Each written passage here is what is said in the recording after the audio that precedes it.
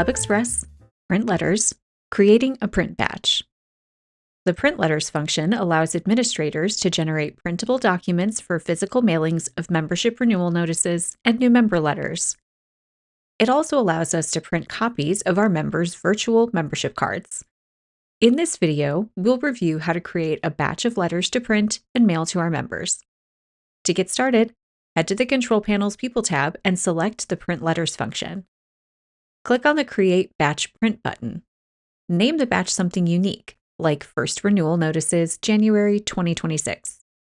Select which membership type should be included. Most commonly, all members receive the same letter, so this can be left as all membership types. Select the type of notice you're sending. Once selected, all matching letter templates will appear as options to be used for the batch.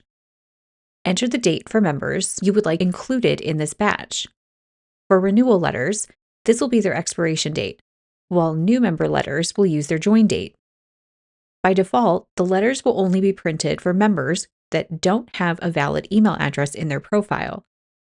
By checking this box, we can choose instead to print and mail letters to all members regardless of their email status.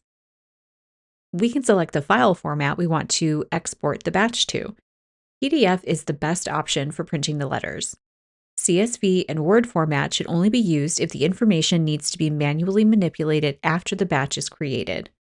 Finally, we can choose to additionally generate an Avery printer-compatible mailing label document to print mailing label stickers in the Avery 5160 format. When we're happy with our batch's settings, we can click the Save and Process button to begin generating our letters. This process may take up to 10 minutes depending on the number of members in your organization. Once the process is complete, we can choose the print actions to download our letters for printing. Additionally, if any member needs a letter resent or reviewed for any reason, we can select the Members button to look at and print letters for individual members from the batch. Thanks for watching, and we'll see you in the next video.